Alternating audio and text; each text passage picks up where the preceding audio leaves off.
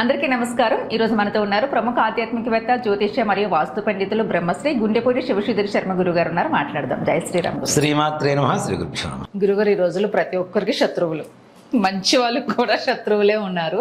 అయితే శత్రువులు మన గురించి మాట్లాడకుండా, మనకి ఎలాంటి ఇబ్బంది చేయకుండా వాళ్ళు సైలెంట్ అయిపోయేలాగే ఉన్న పరిహారం చెప్పండి. తప్పనిసరిగానా ఆంజనేయ స్వామి వారు శత్రువుని సంహరించడంలో మొట్టమొదటిగా చెప్పుకోదగ్గ గొప్ప శక్తి.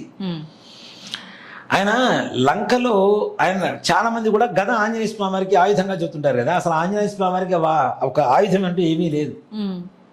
మనం గద పెట్టి ఆంజనేయ స్వామి వారిని జయ శ్రీరామ్ అంటుంటాం. అసలు ఆంజనేయ స్వామి వారి ఆయుధం గద కాదు, అసలు ఏ ఆయుధాలు లేవు. ఆయనే పెద్ద ఆయుధం, మీరు అన్నట్టుగా. ఆయనే పెద్ద ఆయుధం. మనకి సుందరకాండలో చెప్పేటప్పుడు కూడా ఆయన శత్రువుని ఎలా సంహరించారని చెప్పే విషయంలో చెట్ల మూలాలను అంటే వేళ్లతో సహా పెకిలించేసి వాటితో కొట్టారట. పర్వతాన్ని గుద్దుతో పిండి పిండి చేసి పడేశారట. ఆయన ఆయుధం దేనికి నాన్న?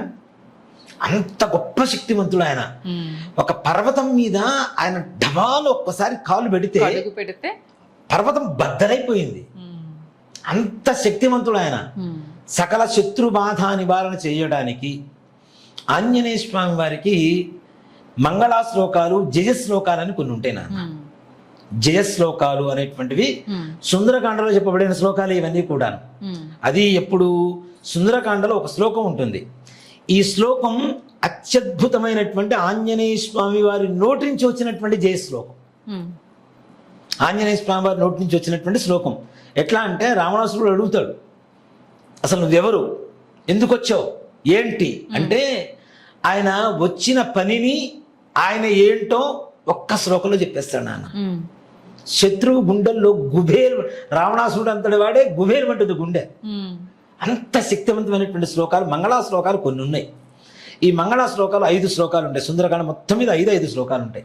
ఈ 5 శ్లోకాల్లో ఇప్పుడు మనం చెప్పబోయేటువంటి శ్లోకం ఎవరైతే నిత్యం స్మరిస్తూ ఉంటారో 100% వాళ్ళకి అనుకున్న పనులు, శత్రు బాధలు అనేటువంటివి నోరు మూసుకొని మన ఎదురు పడ్డవాడు కూడా పక్కెళ్ళిపోవాల్సిందే. మన గురించి ఏం చేయడానికి, ఆలోచించడానికి క్రియారూపంలో ఏది ఏ రకమైనటువంటి ఇవి ఉండవు అనమాట. అలాంటి శ్లోకాలు కొన్ని శ్లోకాలు ఉన్నాయి. వాటిల్లో మచ్చుకు ఒక్కడ చదువుతాం. ఈ శ్లోకం చాలు. నిజంగా ఈ శ్లోకం చాలా మందికి వినపడే ఉండొచ్చేమో, కానీ ఇది చాలా తక్కువ మంది వింటుంటారు నాన్న. బయట కూడా చాలా మంది చెప్పరు, ఈ శ్లోకం చెప్పరు.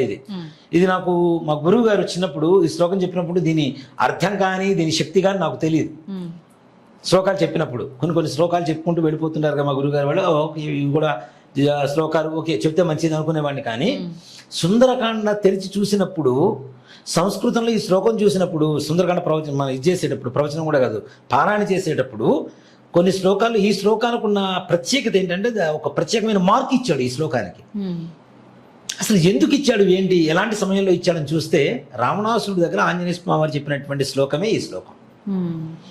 జయత్సతి బలో రామో లక్ష్మణస్య మహాబలః రాజాజైతు సుగ్రీవో రాఘవేణాభిపాలితాః దాసోహం కౌసలేంద్రస్య రామస్య క్లిష్టకర్మణః. ఒక్క శ్లోకం ఎంత అర్థముందో చూడండి. జయత్సతి బలో రామో, రాముడికి ఇంకా జయం కలిగింది. కన్ఫర్మేషన్ ఇస్తున్నాడు ఆయన. అడగడం కాదు, డైరెక్ట్ చెప్పేస్తున్నాడు, నువ్వు లేవు, నువ్వు అయిపోయావు, నీ పని అయిపోయింది. జయత్సతి బలో రామో లక్ష్మణస్య మహాబలః, లక్ష్మణుడు చాలా ఇంకా బలవంతుడు. రాజా జైతు సుగ్రీవో, అక్కడ రాజు ఉన్నాడు, ఆయనకు అండగా ఎవరు, ఏ రాజు ఉన్నాడు, సుగ్రీవుడు ఉన్నాడు. రాజా జైతు సుగ్రీవో రాఘవేణాభిపాలితాః, నీకు మూడింది కారం. దాసోహం కౌసలేంద్రస్య, ఆయన ఎవరికి దాసుడు, ఆంజనేయ స్వామి వారు కౌసలేంద్రస్య, రాముడికి దాసుడు. దాసోహం కౌసలేంద్రస్య రామస్య క్లిష్టకర్మణః, నీ పని అయిపోయింది, నువ్వు మొత్తం కష్టాల్లో పడ్డట్టే, నీ దరిద్రం పట్టినట్టే, నీకు పోయిపోయి ఆయనతో పెట్టుకున్నావు. ఈ శ్లోకం చదివినటువంటి ప్రతి ఒక్కళ్ళకి, విన్న ప్రతి ఒక్కళ్ళకి జయం కలుగుగాక అని చెప్పి సుందరకాండలో ఏ ఒక్క ప్రవచనకర్త చెప్పినా, ఎవరు సుందరకాండ పారాయణ చేసినా ఈ శ్లోకానికి ఉండేటువంటి అత్యద్భుతమైనటువంటి ప్రాధాన్యత ఇక ఏ శ్లోకానికి ఇవ్వలేదు. సుందరకాండంలో ఉండేటువంటి అన్ని సర్గల్లో 68 సర్గల్లో ఉండేటువంటి ఏ శ్లోకానికి ఇంత ప్రాధాన్యత ఇవ్వలేదని చెప్తుంది సుందరకాండ. ఈ శ్లోకాన్ని విన్న, చదువుకొని ఏ కార్యం మీద ముందుకు వెళ్ళినా, ఒక్కసారి చదవడం కాదు, కార్యానికి వెళ్ళేటప్పుడు చదవడం కాదు, నిత్యం ప్రతి నిత్యం ఒక 11 సార్లు 5 సార్లు చదువుకోండి. ఏదైనా పనికి వెళ్ళేటప్పుడు ఒక్కసారి 11 సార్లు అనుకొని ఆ సింధూరం బొట్టు పెట్టుకుని వెళ్ళండి. 100% మీరు అనుకున్న పనులు అవుతాయి. సకల శత్రు మత్తి గత్తి వాక్స్తంభనం జరిగి మీ శత్రువు పరాజయాన్ని పొందుతాడు. అంటే మీరు గెలుస్తారు. శత్రు పరాజయం అంటే శత్రువుకు పరుడు ఎవరు? మనమే.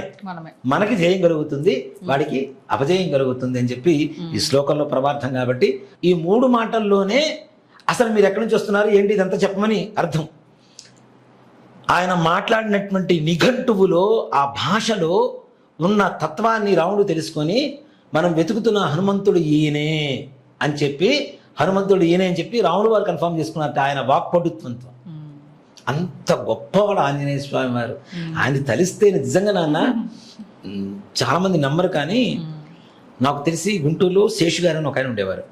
ఆయన నిత్యం సుందరకాండ పారాయణ చేసేవాడు. నిత్యం సుందరకాండ. విపరీతమైన హనుమద్ భక్తుడు. వాళ్ళ పిల్లవాడు ఆంజనేయ స్వామి వారు అని పుట్టాడు నాన్న. ఆంజనేయ స్వామి వారే చూడటానికి పిల్లవాడు. అలాగే ఇక్కడ ఇంకొకళ్ళు ఉంటారు, అంతమంది కూడా చెప్పుకున్నట్టున్నాం మనం. మా సత్యనారాయణ స్వామి గుడి నేను చేసిన పాతకుంటూరు హరిహర క్షేత్రం గుడి ధర్మకర్తల మనవడు. ఆ పిల్లవాడిని చూసినా అంతే, వాళ్ళు అంతే నిత్యం ఆంజనేయ స్వామి వారి నామస్మరణ వేరు చేయరు. వాడి హైబ్రోస్ ఇంత ఉంటాయి. ఈ ఫోర్ హెడ్ నుదురు వెడల్పుగా ఉంటుంది. వాడికి ఒంటి నిండా రోమాలు, ఆంజనేయ స్వామి వారికి ఉన్నట్టు ఒంటి నిండా రోమాలు ఉంటాయి. చిన్నప్పుడు 4 ఏళ్ళప్పుడు కండలు తిరిగిపోయి ఉంటాయి నాన్న వాడి బాడీ, ఆ పిల్లవాడిది. వాడిని చూసి నా చిన్న మేనలుడు తేజ అనేవాడు ఉండేవాడు. వాడికి 2 ఏళ్ళు, వాడికి అప్పటికి ఇంకా కరెక్ట్ మాటలు కూడా రావు. ఆంజనేయ స్వామి వారిని చూస్తే అని చూపించేవాడు. ఆ పిల్లవాడు చెట్టు మీదకి ఎక్కి జాజి పూలకు వస్తుంటే మామ అని చెప్పి చూపించాడు. అంటే ఆ ఈ చిన్న పిల్లవాడికి వాళ్ళు ఆంజనేయ స్వామి కనబడేంత స్పష్టత ఉంది శరీరంలో. అంటే ఆంజనేయ స్వామి వారిని నమ్ముకుంటే చూడండి, ఆయన నమ్ముకుంటే ఆ పిల్లవాడిని అంత స్వరూపాన్ని ఇచ్చాడు అంటే ఎంత ఇదిగా ఉంటాడు ఆయన. నాకు నిత్యం నేను అదే చెప్తా, నాకు అమ్మ అయ్యా ఎవరు అంటే ఆంజనేయ స్వామి, అమ్మవారు. ఆంజనేయ స్వామి వారు రుద్రవీర్య సముద్భవుడు, రుద్రాంశ సంభూతుడు ఆయన. కాబట్టి నాకు శివుడు ఆయన వేరు కాదు. ఆయన నిత్యం నాకు చాలా మంది చెప్తుంటారు నాన్న, పెద్దవాళ్ళు ఎవరైనా కలిసినప్పుడు, నీకు ఆంజనేయ స్వామి ఎప్పుడు తోడుంటాడయ్యా, నీకు ఎప్పుడు ఆంజనేయ స్వామి తోడుంటాడు. ఇదే మాట కొన్ని 100 మంది నోట్లోంచి విన్నాను. ఇంకా ఆంజనేయ స్వామి ఉన్నాడయ్యా నీ దగ్గర, నీకు తోడుంటాడయ్యా, నువ్వు చేసే పూజలోనే అంటే అదే అంట. ఆయన అనుగ్రహమే స్వామి. హైదరాబాద్ 24 సంవత్సరాల నుంచి నిర్విరామంగా ఆయన సేవ చేస్తున్నామంటే నిజంగా నా వయసుకి నేను వచ్చింది 21-22 ఏళ్ళకి. హైదరాబాద్ 22 ఏళ్ళు ఉన్నప్పుడు హైదరాబాద్ వచ్చాను అన్న. ఇప్పుడు 47 ఏళ్ళు 25 ఏళ్ళు అవుతుంది. ఈ 25 ఏళ్లలో ఎన్నో గుళ్ళు మారొచ్చు. ఒక నిజంగా నాతో పాటు నా తర్వాత హైదరాబాద్ ప్రయాణం చేసినటువంటి వ్యక్తులు ఒక్కొక్కళ్ళు 15-20 గుళ్ళు మారారు. కానీ నాకు అవసరం ఎప్పుడు రాలా ఆంజనేయ స్వామి, ఇప్పుడు ఆ పరిస్థితి రానివ్వలేదు.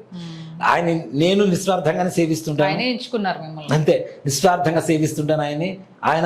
ఆయన అనుగ్రహాన్ని అంతే ప్రసాదిస్తుంటాడు నాకు మాత్రం. కాబట్టి ఈ శ్లోకాన్ని చదువుకోండి, మీకుండేటువంటి సకల శత్రు బాధలు దూరం అయిపోతాయి. సరే గురుగారు, జై శ్రీరామ్. జై శ్రీరామ్. శ్రీమాత్రే నమః. శ్రీ గురుభ్యో నమః.